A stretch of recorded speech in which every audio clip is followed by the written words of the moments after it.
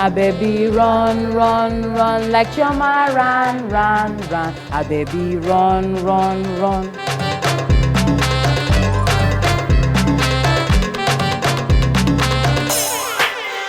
Ẹ káàbọ̀. Welcome to another episode of Circle Time with Bisola. And on today's episode of Circle Time with Bisola, we will be going on a journey of the adventures of Abebi. And today, this episode, we will be talking about the magic of culinary inventions. Hope you are as excited as I am. And did you enjoy the last episode? Abebi and Bibi and Labake? You haven't seen that? After this, make sure you go watch it so you can learn a thing or two.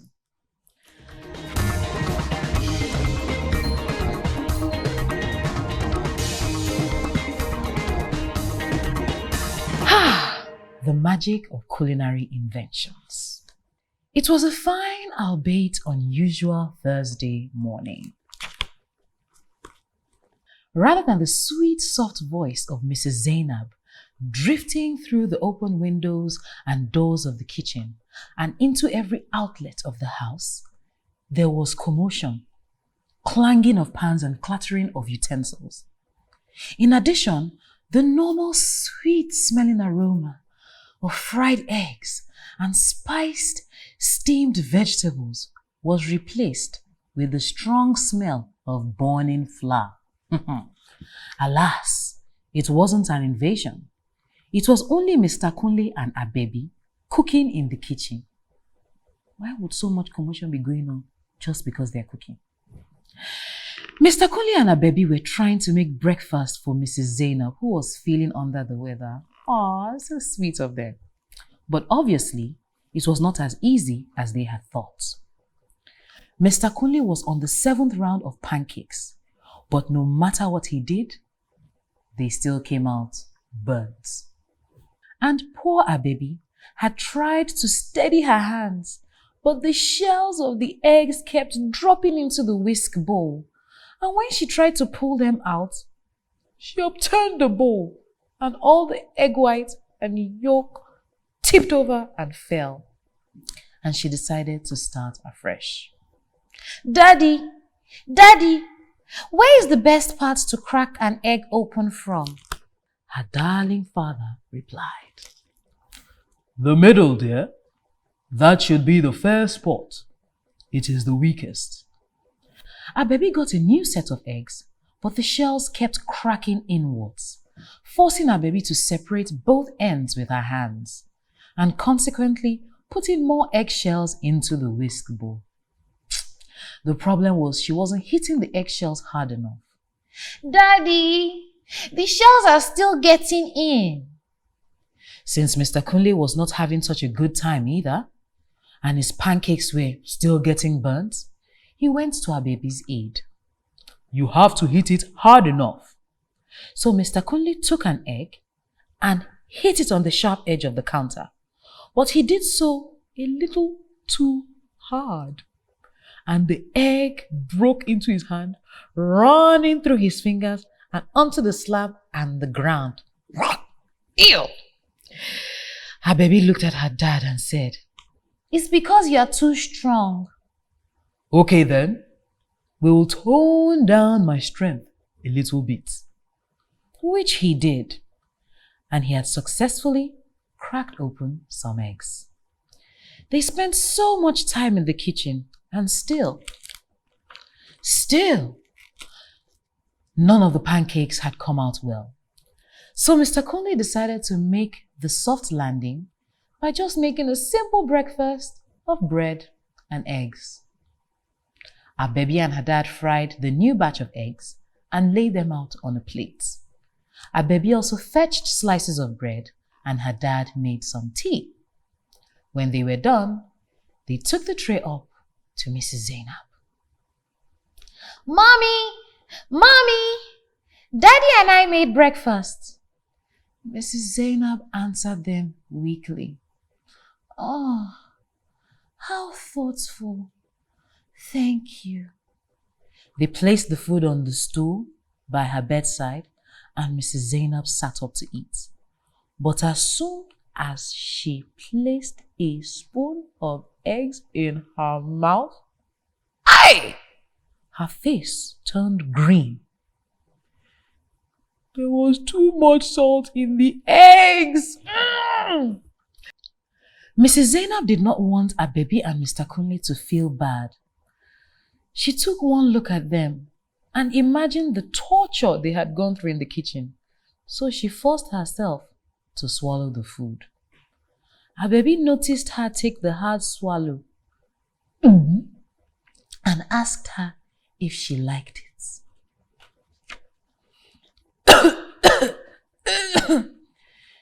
It's a good start, Mrs. Zainab replied.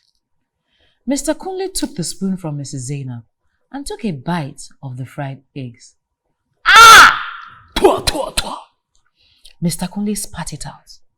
He apologized for the terrible food and promised her a delicacy to make up for it. Just stay back in bed, my dear. We are going to fix this with something much better, I promise you. So Mr. Kunle picked the tray up and beckoned to Abebi to come with him. While Abebi helped clean up the kitchen, her dad browsed the internet looking for recipes to dishes he could prepare for his wife. And he thought to himself, I am so good at researching science-related stuff, but with food, I am such a mess.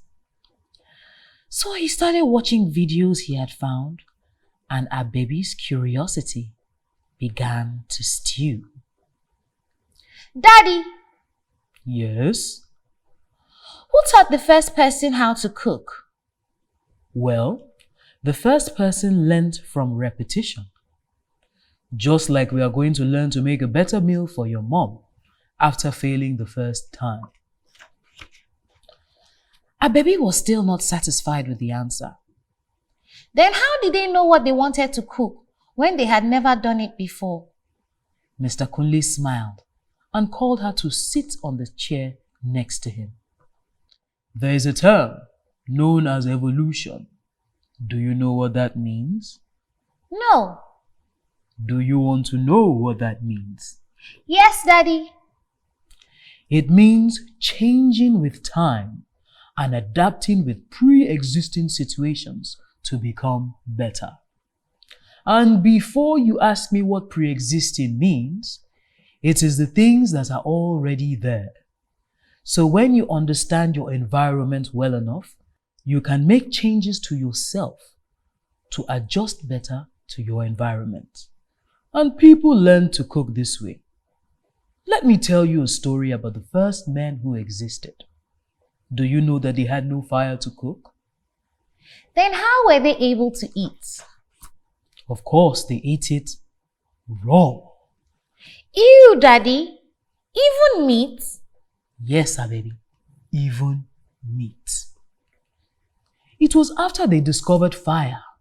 They realized food tasted better when it was put through fire. And guess what? Even fire was discovered by accident. How can fire be discovered by accident, Daddy? Someone had to start it. Something did start it, but it had nothing to do with anyone. It was the lightning that started a wildfire in the forest. It burned down the trees and roasted the animals that couldn't run out fast enough. When the fire had burnt itself out, the people walked through the forest and found that the burnt animals tasted way better and were easier to eat. You know that not all leaves are edible too. That's the same way people learn to separate good leaves from poisonous ones. When early men ate the poisonous leaves and something bad happened, they discovered it was harmful and they knew to stay away from it next time. As time went on, their knowledge of edible plants grew, so by the smell, texture, and color, they knew what plants to cook and which plants to leave alone. Also, they finally learned to make fire through friction, the energy produced by rubbing two or more objects together, in this case, hard objects such as stones and sticks.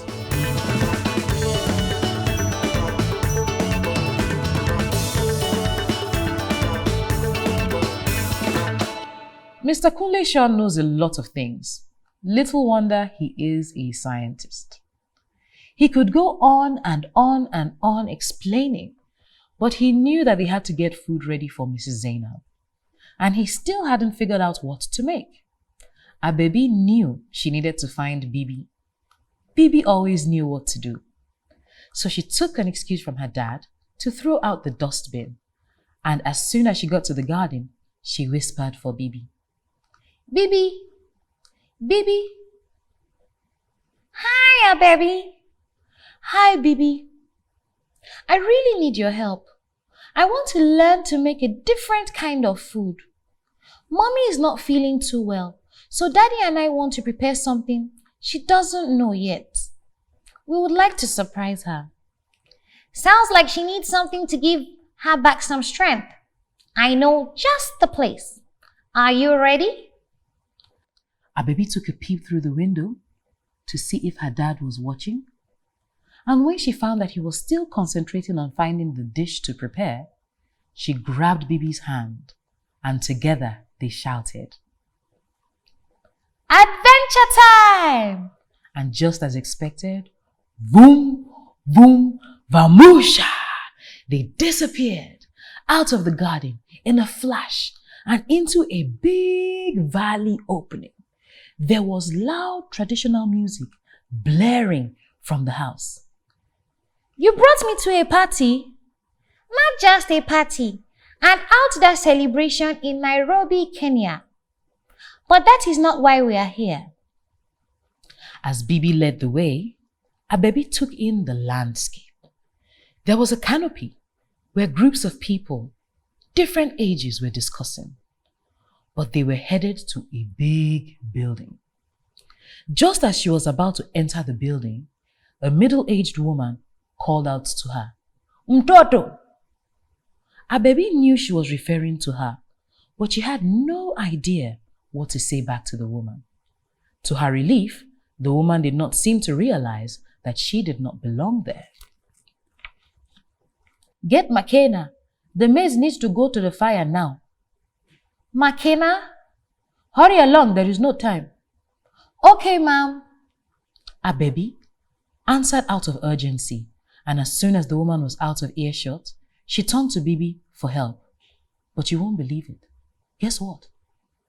Bibi was gone. Poof! Bibi! Bibi! Who is Bibi? Abebi turned and saw an older girl staring at her. It was Makena, but she did not know that yet. What are you doing? I'm looking for Makena. Ma wants the maize on fire. Okay then, come with me. We are almost done. Makena took her to the back of the kitchen. There, Abebi saw a group of children preparing maize.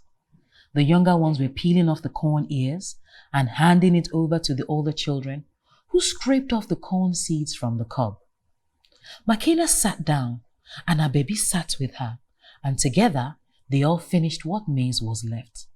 Makena appeared to be the oldest of all of them, even though she could not have been more than 16. She handled the maize like a professional. She would pick one corn with one hand, holding a scraper in the other, and in 2 seconds, she was done. Abebi was so intrigued. She had to ask, How are you so fast with it? Makena turned to her and said, You are not from around here, are you? No, but I want to learn more about the food here. That is why I came. And where did you come from? Makena asked. Nigeria. Oh, so you came all the way from Nigeria to learn how to make our kind of food? Yes, I did. Would you please teach me? Makena laughed. She thought Abebi was a bold and interesting girl. All right. I'm sure you already know my name is Makena. So what is yours? My name is Abebi. All right, Abebi. Let's go into the kitchen. I'm going to show you how to make inyama na irio. It is one of our popular dishes. You asked me how I know how to prepare maize so well. It is because I've been making it here often. It is our staple food here in Kenya. A food eaten most often in any region is referred to as the staple food of that area. Maize is a staple in Kenya, just like rice is a staple here in Nigeria. So after explaining all of that, Makena picked up the large bowl of maize, and Abebi and 2 other children picked up the second. Abebi said hello to them, and they smiled in return. The 3 of them followed Makena into the building and entered the kitchen to drop the maize. We will need just a few ingredients to make the irio: corn, potato, and green beans. Just the 3 of them? Yes. Inyama is the meat. So inyama na irio means the meat and vegetables. You see? While inyama choma is being roasted outside, all we have to do now is chop the potatoes and boil it with the green beans. Makena quickly chopped the potatoes and placed them in a pot with the beans, and in a separate pot, Makena put the maize to boil. We are also going to add a little salt and butter for taste. Abebi watched her attentively as Makena boiled the potatoes and the beans, and when they were done boiling, Makena showed her how to mash them together. As they were still making vegetables, the middle-aged woman who had earlier told Abebi to find Makena came into the kitchen with a bucket of freshly cut meat. Well done, Mtoto. More people are here, so cut extra meat. She gave the meat over to Makena and told her to prepare it for grilling. Makena took it as the opportunity to show Abebi how meat is being prepared. She cut out some onions, curry, pepper, a lemon cut in 2, some salt and garlic. Abebi had seen her mom prepare meat countless times, but still, she watched like it was the most interesting activity in the whole world. Abebi was taking note of every single ingredient she added. Do you pay attention when your mommy or daddy are preparing meals in the kitchen? You should. You are such a good student, Abebi. Now we are going to add the ingredients into the meat and let it marinate. Now to marinate is the act of adding seasonings and spice to a food in such a way that the taste becomes spectacular. Each ingredient seeps into the food properly, and that's what marinating is. So as soon as Makena and Abebi were done marinating the batch of meat, the middle-aged woman entered into the kitchen with a stainless steel tray heaped with roasted meat. It was time to start serving. Makena sieved out the water from the corn and mixed the boiled corn in with mashed potatoes and beans, and the addition gave texture to the mashed vegetables. Then Makena brought out some plates and began placing choice sizes of meat on them. Oh my, just look at that. Looks delicious. Not only is this dish easy to prepare, it is also very nutritious, and it is rich in carbohydrates, protein, minerals, vitamins, and fiber. A sizable contribution from all the classes of food. Now, do you know the classes of food? Let's take you on a little journey there. Let's list them out.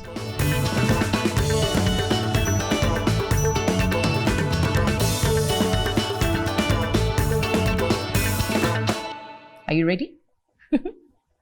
We have carbohydrates, protein, fat and oil, minerals, vitamins, and water. Round of applause for you. Now let's take a teeny weeny step forward by listing out some examples of individual classes of foods. Carbohydrates, what do you think they are? They're energy-giving foods, and we have rice, bread, maize. Proteins are body-building food, and we have foods like beans, eggs, milk, cheese, etc. For fats and oil, these include animal fats and nuts and plants where oil could be obtained from. We've got palm kernel oil, coconut oil, granite oil, etc. Then there are vitamins and minerals, and these are protective foods because they repair the body's tissues. Some examples of vitamins are vitamins A, B, C, D, E, and vitamins K. But not all the letters of the alphabet are vitamins, okay? Just in case you were wondering. And finally, we have water, which is very, very important in digestion. You know, after eating all our foods, our bread, eggs, rice, meat, all of that, we need some water to push it all down to aid digestion. In our food discussion now, there are only two types of water. The one that is good for drinking and the one that would make you become sick. Dirty water. Dirty water could make you sick because of the germs inside, and good water would keep you fresh and alert. Now that you understand the various classes of food, let's go back to Abebi and our story. Abebi thanks Makena for teaching her how to make inyama na irio and told her she wanted her mom to also try the dish out because it was delicious and nutritious. Makena agreed and picked up a piece of paper and wrote down the steps to cooking the food. Abebi thanked her and told her she needed to start returning home.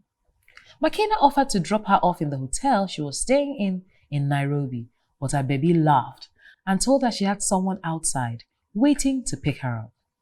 Makena did not even consider the possibility of Abebi returning home that day, and so she assumed her mom was with her in Kenya and had booked an hotel for them to stay in.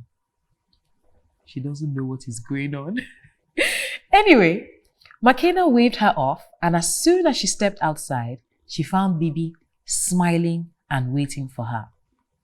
Bibi, why did you leave me all of a sudden? You did not need me then. I'm always here when you do. Abebi ran and gave Bibi a hug. Did you find what you were looking for? Abebi nodded and showed her the piece of paper in her hands where the recipe for inyama na irio was written. Time to go home now.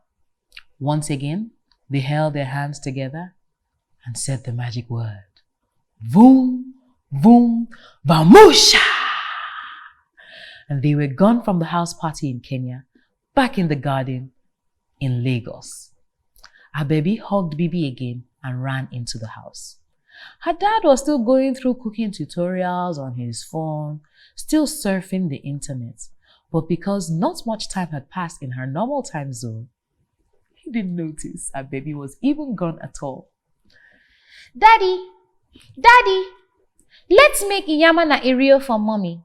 It's a very healthy dish. Inyama what? Not inyama. Inyama na irio. It means meat and corn, potatoes and green beans. She will love it, Daddy. I promise. Abebi handed over the recipe to her dad. A recipe are the steps on how to cook any kind of food. And on the piece of paper that she had in her hands, recipe for inyama na irio was there. Her dad read through the list and asked her how she got it. My friend Makena taught me how to cook it. Mr. Kunle smiled. Abebi seemed to have a lot of imaginative friends with unusual names. The food looked easy enough to prepare, so he agreed. Okay, let us do it. All the ingredients they needed were either in the store or in the refrigerator. And so Mr. Kunle and Abebi got to work. And as the good thing about repetition is, It was easier for Abebi to coordinate the ingredients because she had done it before.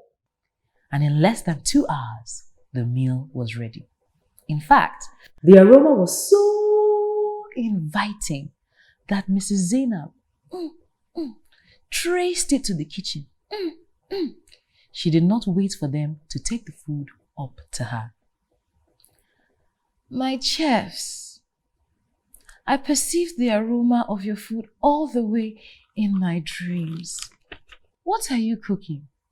Together, Abebi and her dad replied, Inyama na irio. Inyama na irio. I don't know what that means, but I do want to taste it. And they all laughed. Together, they sat and ate their delicious lunch. And as a very thoughtful young girl, Abebi saved some for Bibi. The end. Abebi is such a thoughtful and lucky child. Look at her traveling the world, learning different recipes, meeting different people. How I wish I had a friend like Bibi that could just vroom, vroom, vamusha me to any part of the world where I could learn something interesting. I hope you had fun today. And I'm thinking it would be nice if we could prepare something to eat one day. Wouldn't it? What would you prepare if I was to call on you and say, come, let's whip up a meal? Maybe you should sit down with mommy and daddy or with your siblings and just think of something that you could easily prepare. Wouldn't that be fun? Yes, it definitely would be. And that's it today on Circle Time with Bisola. I had so much fun, and I'm also going to try out inyama na irio. And until next time, it's yours truly, Bisola, saying stay safe and I love you. Mwah.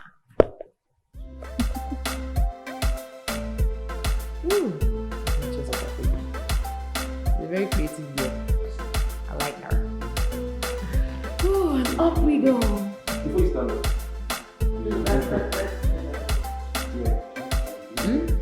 Is it not rolling? Did you cut it off? Okay, that's the end of Abebi. And now we move. My legs are cramped up, but I have to get into style. I'll see.